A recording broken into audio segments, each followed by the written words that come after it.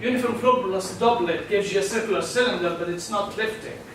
So you have this is U infinity, and here is the doublet.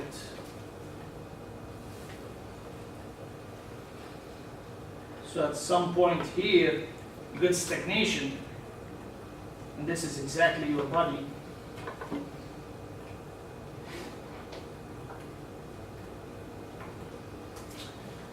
So theta stagnation is 0 and pi, symmetric velocity and pressure distribution, no lift and drag, right? So then we added a vortex, so lifting cylinder. We add the vortex gamma. So the vortex will break the symmetry and will give you lift. But depending on how much circulation or the strength of your vortex that you add at the origin, you get how much lift. Then we said if this guy is a function of complex plane, we can use the conformal mapping to do the following. If this is my problem of interest,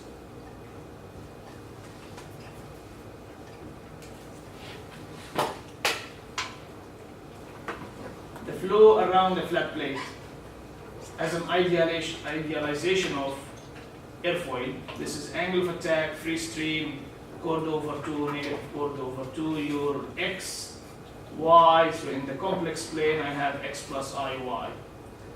If I have this guy, this is my desired flow field. I want to solve the flow field here in this domain, and I know how to solve it over there for a circular cylinder, maybe with a lifting vortex.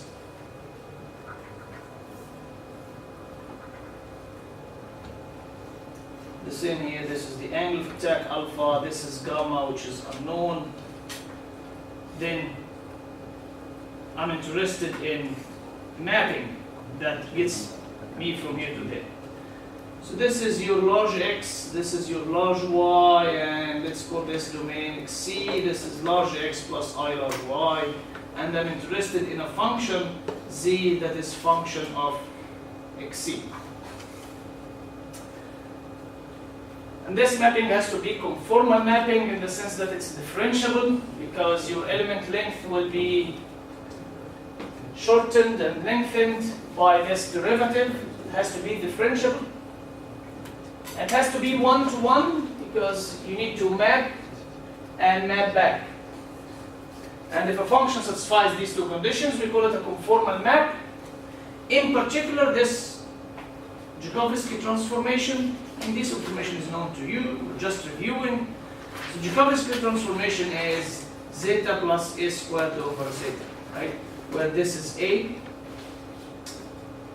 This transformation maps this cylinder with the radius a to a slit on the x-axis, and you can easily check that. You can easily check that, right? So on the cylinder here, on the cylinder, c is equal to the radius e to the I theta, right? So on the cylinder, c is a e to the I theta. So if you substitute to get z, substituting this mapping, so a e to the I theta, a e to the I theta.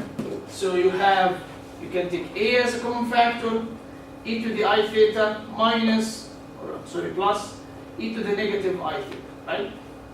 Which is here the imaginary part will go away, and you have twice the real part. So 2a cosine theta.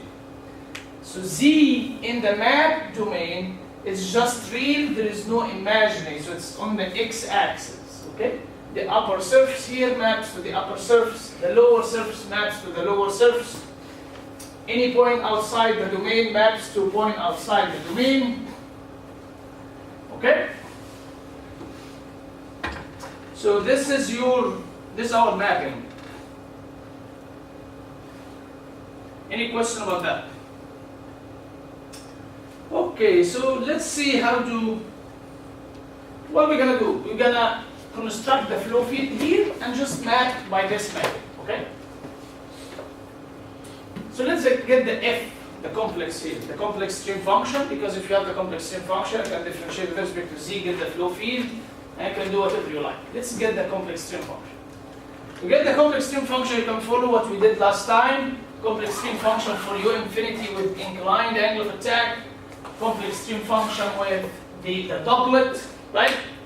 But we did it last time for regular free stream plus doublet with regular axes. You need to turn everything, okay? Plus adding this guy. Alternatively, I'll do it in another way, in a more neat way, interesting way. So I'll tell you about something called Milne-Thomson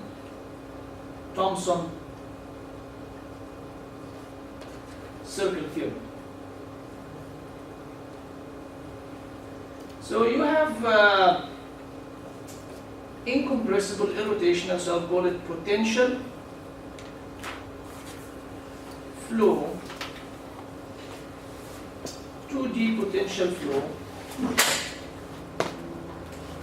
with f of z, okay? So you have a complex stream function, any flow you like, whatever, such that this f of z has no singularities. It doesn't blow up, okay? It doesn't have a pole. Has no singularities within some cylinder, within your cylinder, within z less than radius a, okay? Then adding a cylinder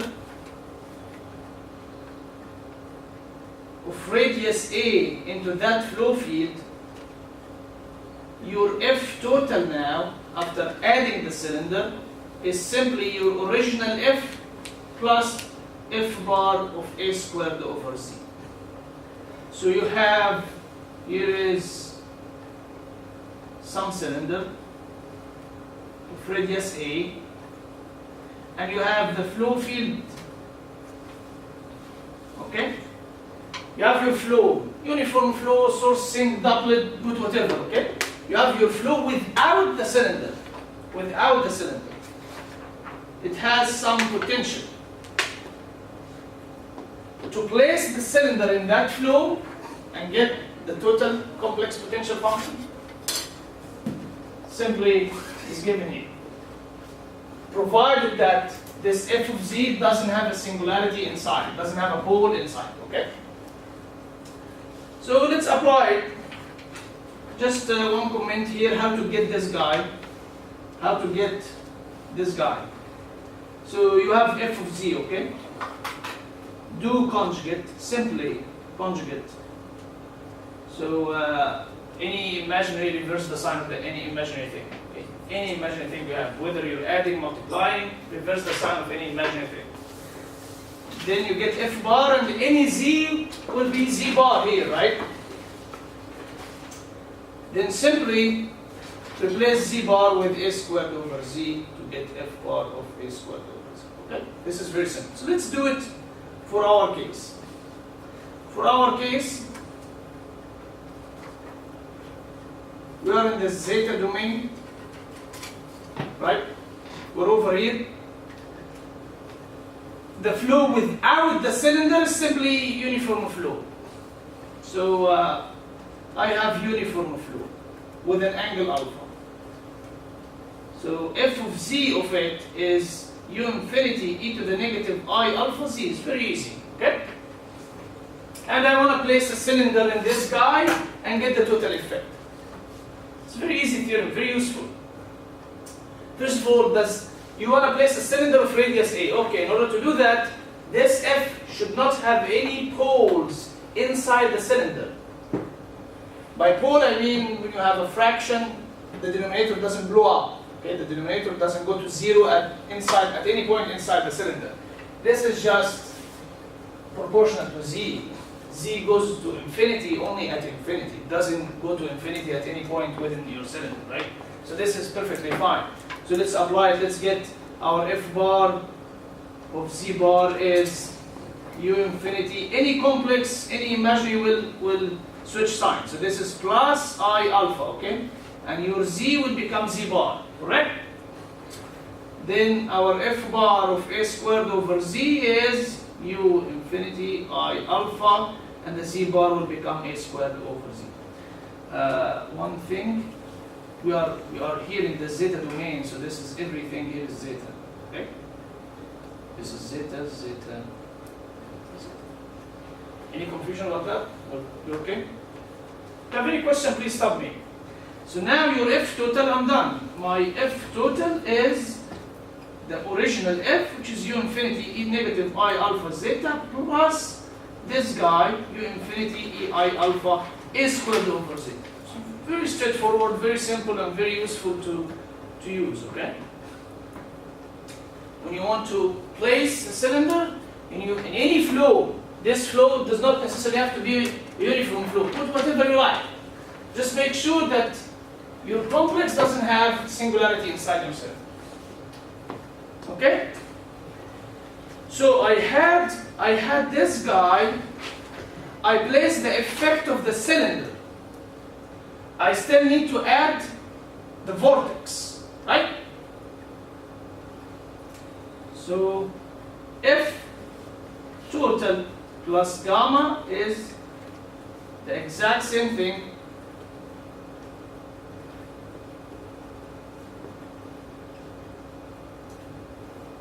And I'll simply add the effect of the vortex, which is gamma over 2 pi I ln z, and it's negative because our vortex is clockwise. Again, it's zeta. We are in the zeta domain. One question. Could I do the following? I consider my flow field from the beginning to be uniform flow plus a vortex, and use this theorem to place the cylinder. Could I do that? Anyone in favor? Anyone not in favor? Why I cannot do that? Because the vortex has a singularity at the origin. F of the vortex, the complex stream function of the vortex is what? Gamma over 2 pi I ln z. If you put z equal 0 at the origin inside the cylinder, it blows up. It has a singularity at 0, right? So you cannot apply it with this guy. You can add it later on, okay, if you like. But if I have a vortex outside of the cylinder, you can do that very fine. Okay? Any question? So I have my F total as a function of Z, and I want to get the flow field in the plate domain. In the plate domain. It's the same complex stream function. It's the same complex stream function. If you replace any zeta here, in terms of the relation between zeta and z, and you write this in terms of z in the plate domain, now I have the same complex stream function, just differentiated. So my w, which is df by dz, this is df by d zeta times d zeta by dz, so it's df by d zeta, because I have f as a function of zeta, divided by dz by d zeta. This is f prime of the conformal mapping. I have z as a function of zeta, so I just differentiate. Okay? So anyway, df, let's get df by d zeta. This is easy. This is what? Let's differentiate this guy. Where is it? This is like this, okay? So let's differentiate this guy with respect to zeta. This is straightforward, u infinity e noise minus I alpha, right? And the second term you get negative u infinity I alpha a squared over zeta squared, and you have 1 over zeta. The length gives you 1 over zeta. Okay?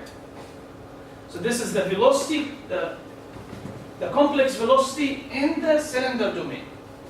If you just divide it by the derivative of the mapping, you get the velocity in the plate domain. Okay? Any question? I'll do that, and it's easy, it's doable, but so let us do something quick here. The stagnation points are the same here and there, okay? So they are equivalent. So let's get the stagnation points here quickly. So I have the velocity, so I will equate it to 0 to get both components, real and imaginary, right? So x and y. So let's get the x components. The x component from this is u infinity cosine alpha on the cylinder. So on the cylinder, I have zeta is a e to the I theta, correct? So on the cylinder, if you have any question, please stop me. I assume that, actually, like I said, everything here is like a revision. So far we're just reviewing what you have seen before. But because this information is really essential to what we will need, we cannot assume that you know everything. But I still assume that you know something. So if you have any question, please stop me, okay? So on the cylinder, you have this. I'll substitute this for zeta here and there. So I have df by d zeta is u infinity. This is the same. There is no zeta. Minus, if this is a squared, will go e to the 2I theta. Okay? Go up negative 2I theta. So this is u infinity e to the I alpha minus 2 theta. Okay? If you have a question, stop me. Minus gamma over 2 pi. I will have this as I here, right? And a e to the negative I theta. Okay? So stagnation, the real part, u infinity cosine alpha, C stands for cosine, minus u infinity cosine, whatever angle you have, which is alpha minus 2 theta. And this guy, this I here, so I'll get the imaginary from here. The imaginary is negative sine theta. Negative I sine theta times I. So you have plus, right? Plus gamma over 2 pi a sine theta. This has to equal 0 for stagnation. The other component, which is the vertical component, the imaginary part, u infinity sine